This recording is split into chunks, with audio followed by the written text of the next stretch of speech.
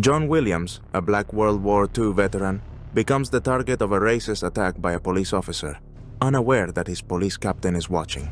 This incident marks only the beginning of a series of events that will plunge John into a world of brutal injustice and racism.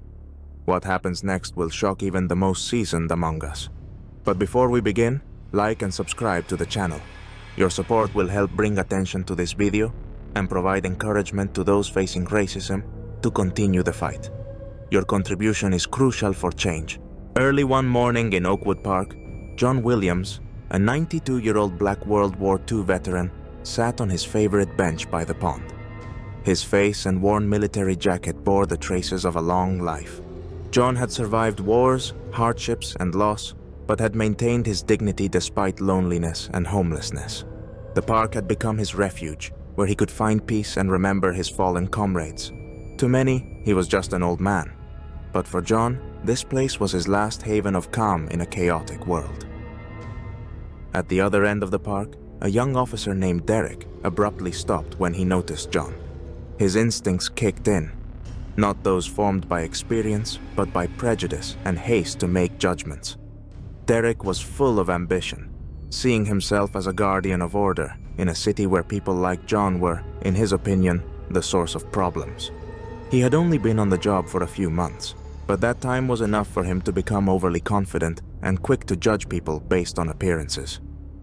Derek squinted, sizing up John, and everything inside him tensed up. "What's that old man doing here?" he thought. In his mind, the image quickly formed. Homeless, black, elderly. He must be a troublemaker. Derek decided that this man had no right to be there, sitting on that bench, especially in such a respectable part of the park. Derek had long convinced himself that it was his duty to maintain order, and people like John needed to be removed from the peaceful corners of the city. Without hesitation, the officer walked briskly toward the elderly man. His boots echoed on the path, and his face became more serious and stern. Inside, his irritation grew, not at John as a person, but at the very fact of his presence in this place. Derek felt superior to people like this veteran, whom he believed didn't belong in society. When Derek approached the bench, his voice was sharp and authoritative. "Hey, old man, you can't sit here," he barked, barely stopping in front of John. To Derek, this was a routine situation. He was already used to bossing people around, especially those he considered beneath him. John slowly raised his head. He had long stopped being surprised by such treatment. It had become part of his daily life. But instead of fear or submission, his eyes held a calm and steady gaze, the look of a man who had faced far greater challenges than this young officer could ever imagine. "I'm just resting, officer. Is there something wrong with that?" His voice was low but confident, filled with the inner strength that had endured through years of hardship. But Derek wasn't listening. To him, this old man was not a person, but a problem that needed solving as quickly as possible. He saw John as a source of trouble and was determined to remove him. In Derek's eyes, John was just another offender, and he wasn't about to waste time explaining or trying to understand the situation. Neither John nor Derek knew that someone else was watching their conversation intently. Captain Marshall, a veteran officer with over 2 decades of service, happened to be in the park by chance. It was a typical morning, and he had decided to take a walk through the quiet streets as part of his routine district check. Usually, his work was confined to running the precinct and dealing with paperwork. But from time to time, he liked to go out on patrol to stay connected with real-life situations on the streets. Stopping behind some thick trees, Marshall froze and began to observe. He knew he couldn't intervene immediately. He needed to assess the whole picture, and what he saw made him internally tense. John Williams, a man whose face and name he had heard of, sat before Derek. The old man looked calm despite his age and likely a hard life. But Derek, he was a different story. His behavior was becoming increasingly aggressive and authoritarian. The young patrolman seemed unaware of whom he was dealing with. To him, John was just another homeless person who needed to be removed from the park. Captain Marshall, watching this, couldn't help but recall his own early years on the force.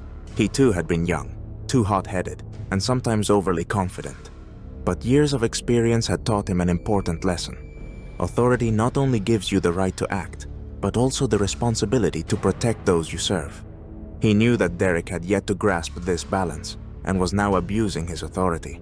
And while such situations were not uncommon among young officers, something about this particular incident stirred a deep sense of injustice within Marshall. Maybe it was the way John, despite his advanced age and obvious hardships, maintained his calm and dignity in the face of aggression. Marshall felt something personal in this scene. Perhaps it reminded him of his own mistakes in the past when he, as a young officer, had made wrong decisions. Or maybe it was simply a human reaction to the blatant injustice he couldn't ignore. Captain Marshall knew he had to step in, but he also understood he needed to choose the right moment. He continued to monitor Derek's every word and movement, ready to step out of the shadows and take control of the situation at any moment. Officer Derek stared at John, feeling his irritation growing. He didn't like that this old man, instead of complying, remained completely unfazed. John sat upright, with a dignity that seemed excessive to Derek for someone he considered merely homeless. There was no fear or submission in John's eyes, which only angered Derek further. The young patrolman wasn't prepared for this kind of resistance, silent but firm. Derek defiantly touched his baton, as if hinting that he was ready to use force. But John, having survived wars and hardships, wasn't about to give in. His calmness was not a sign of weakness, but the result of many years of fighting life's battles. He was a soldier, and the resilience forged through years of service didn't allow him to yield to the threats of a young officer.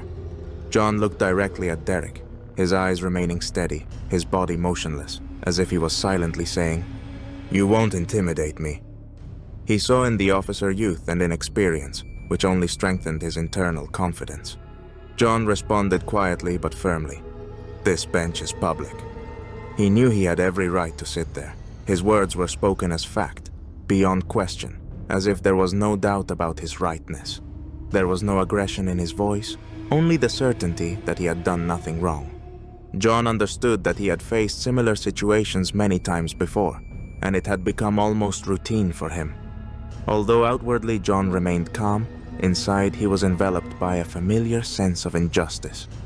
He had often faced prejudice because of his skin color, even after all his contributions to the country. As a war veteran, he had fought for his country's freedom, only to return home to battle a different, no less cruel reality: discrimination. Each time, this feeling of injustice echoed dully in his chest, but over the years, he had learned not to show his emotions. This situation was just one of many he had encountered in his life. While Derek and John exchanged words, a small crowd began to gather around. Passers-by slowed down, stopped, sensing something was happening. They watched the scene, unsure of what to expect. Some observed with concern at the growing tension, while others were simply curious. People began whispering among themselves, wondering why the officer was being so aggressive and what it would lead to. As Derek, irritated by John's defiance, reached for his handcuffs, ready to force the elderly man to comply, the air in the park seemed to thicken. Everything was happening quickly, but it felt as if time had slowed down for a moment. In this tense instant, a loud, confident voice rang out from behind. "Officer Derek, stand down!" Derek froze, his hand hovering over the handcuffs. He quickly turned, his heart skipping a beat. Standing before him was Captain Marshall, a man with an impressive service record, and a reputation as an officer who wouldn't tolerate injustice. His figure, suddenly appearing among the trees, seemed even more imposing against the backdrop of the morning light. The crowd that had gathered around immediately took notice of the captain's arrival, sensing that the situation was about to change dramatically. Marshall quickly approached, his face expressing seriousness and determination. He wouldn't allow this incident to escalate any further. Stopping between Derek and John, he firmly stood in front of the young patrolman, like a wall between two worlds: the world of authority and the world of experience and dignity. "This man has done nothing wrong," the captain said firmly, his voice commanding like an order. His gaze held ironclad certainty, and he wasn't about to tolerate excuses. Marshall knew that not every patrolman could grasp the nuances of such situations. But that didn't excuse the excessive aggression Derek had shown. John was a veteran, a man who deserved respect, not this kind of treatment. Derek tried to justify himself, his face flushed with surprise and confusion. "Captain, but he began, but Marshall immediately cut him off, unwilling to listen to any excuses. "You know full well that he hasn't broken any rules. No buts. I'm not discussing this." His voice was cold and unwavering. It was the voice of a man who had already made up his mind and wasn't going to back down. The crowd watched this scene in silence, both surprised and relieved by the captain's intervention. The tension gradually dissipated, but there remained a sharp awareness of how close this incident had come to injustice. Captain Marshall, ensuring that the tense situation with Derek was resolved, turned to John with a different expression on his face. The harshness with which he had spoken to the young patrolman instantly softened into warmth and empathy. He understood that he wasn't just looking at an old man, but at a veteran who had likely seen and endured far more than many could imagine. The captain's voice became gentle, almost apologetic. "Sir, I apologize for how you were treated. No one should have to endure that," Marshall said, his words filled with respect and sincere regret. John, sensing that the captain was sincere, slowly nodded, his gaze focused on Marshall's face. There was no anger or resentment in John's eyes, only weariness and resignation to what had become all too familiar for him. He had been through such moments dozens of times, but each one left a mark on his soul. The veteran looked at the captain with understanding and quietly replied, "I've seen a lot, Captain, but thank you." His voice carried the wisdom of a man long accustomed to injustice and who had learned to face it with dignity. Marshall, being a veteran himself, deeply understood what lay behind John's words. He knew that people who had gone through wars often faced a new kind of battle, a fight for survival and recognition on their home soil. For Marshall, this moment wasn't just a matter of fulfilling his duty, it was a matter of honor. He couldn't allow a man who had given his life and health for his country to suffer from such situations. Without further words, Captain Marshall reached into his uniform pocket and pulled out a business card. This card was a small but significant symbol of the assistance he provided to veterans. Handing it to John, the captain said with warm confidence, "There's a veterans shelter nearby. Tell them Captain Marshall sent you. They'll help you." Marshall knew that this shelter truly offered support. A warm bed, hot meals, and a chance to recover after years of struggling on the streets. John carefully took the card, looking at it intently, as if he was holding something more than just a piece of paper. He knew that behind this gesture lay genuine understanding and support. John looked at Marshall again, and for a moment, sincere gratitude flickered in his eyes. Although John rarely accepted help, he felt that this offer was not just a formality. Captain Marshall truly wanted to help. "Thank you," John quietly said, nodding. His eyes softened for a moment, and although years of living on the streets had taught him caution, in this moment, he allowed himself to believe that there were still people willing to support him. Captain Marshall, having finished his conversation with John, slowly turned to Derek. His face, which had softened during the conversation with the veteran, once again became stern. The captain's eyes were cold, and his voice carried a weight no one would dare ignore.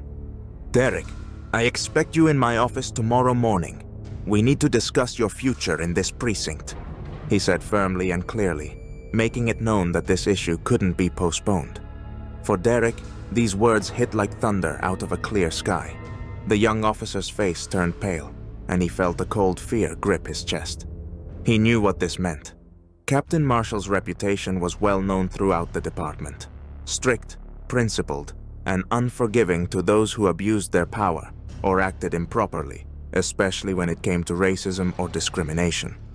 Marshall wasn't just a leader. He was a symbol of justice, and every officer knew that there would be no compromises with him. At that moment, standing before the captain, Derek felt the full weight of his actions. He realized that what had seemed to him like a routine check and an assertion of authority would have serious consequences. In Marshall's eyes, there was no hint that this incident could be smoothed over or dismissed as a minor misunderstanding. No, Marshall had already made up his mind. The question of whether Derek would remain in this precinct was directly tied to his behavior today. The young officer tried to collect his thoughts, searching for explanations or excuses, but it was useless. He knew that such excuses wouldn't work with the captain.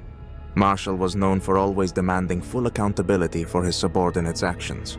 He couldn't stand those who abused their power, and Derek understood that his career could very well end here.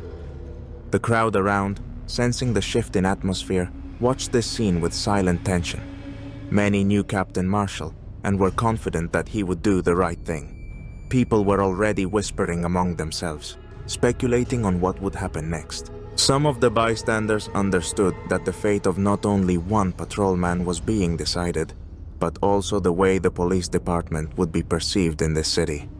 With his intervention and decisive actions, Marshall had shown that injustice would not go unnoticed. Derek, realizing the seriousness of the situation, tried to gather himself, but his voice betrayed him, trembling. "Captain, I just..." "No buts, Derek," Marshall interrupted him. "You knew what you were doing, and you made a choice. Tomorrow, we'll discuss this in detail. You'll have a chance to explain yourself, but you must understand that I won't tolerate this behavior in my precinct." These words left no room for doubt. Derek understood that his chances of continuing to serve in this department depended on the following day, and that day would be one of the most difficult in his life. When Captain Marshall turned away from Derek and began to walk away, John, who had silently observed the unfolding events, suddenly rose from his bench. Despite his age and the pain in his joints, he quickly walked over to the captain. His face didn't show anger or resentment, but deep thought and inner strength. He caught up to Marshall and placed a hand on his shoulder, stopping him. The captain turned, slightly surprised to see John. The veteran paused for a moment, as if weighing his words, and then spoke with a soft yet firm tone. "Captain, wait. I want to ask you to give this young man a chance." Marshall frowned, clearly not expecting such a turn of events. "Sir, this officer behaved inappropriately. He abused his authority, and there must be consequences." John shook his head. "I know, Captain. I've seen a lot in my life. But each of us makes mistakes sometimes. This young man doesn't yet fully understand what it means to have real responsibility. But I believe that people can learn and change. I ask you to keep him if he apologizes and promises not to act like this again." Marshall was struck by the nobility of John's words. He knew that most people in such a situation wouldn't just stand up for their offender. They would demand fair punishment. But here stood a man who, despite all the injustices, was showing remarkable magnanimity. John wasn't just asking for forgiveness for Derek, he was offering him the chance to change. Marshall looked at Derek, who was standing nearby with his head lowered, realizing the seriousness of what was happening. "Derek," the captain called. "Come here." The young officer approached, visibly embarrassed. His face was pale, and his expression was one of guilt. "John is asking to give you a second chance," Marshall said, indicating the veteran. "Do you understand how generous that is?" Derek raised his eyes and looked at John, astonished by his actions. I sincerely apologize," he said quietly. "I was wrong. I shouldn't have treated you like that." His voice trembled, but there was sincere remorse in it. He understood that he had done wrong and hadn't expected John to stand up for him. John looked at the young patrolman carefully and nodded. "Everyone makes mistakes, but what's important is to learn from them. Just remember, people deserve respect, regardless of their status." Marshall, satisfied that Derek had recognized his mistake, sighed and nodded to John in a gesture of respect. "All right, Derek," the captain finally said. "You're getting a second chance, but remember, there won't be a third." Derek nodded, taking a deep breath. "Thank you, Captain. Thank you, sir," he added, addressing John. At that moment, he realized he had not only been given a chance to keep his job, but also an opportunity to become a better person. John had shown a level of grace that Derek had yet to achieve, and this became a crucial lesson for him. Marshall, looking at John with respect, said, "You've done more than many would in your place. Your words today will change this young man." John smiled. Sometimes you just have to give a person a chance.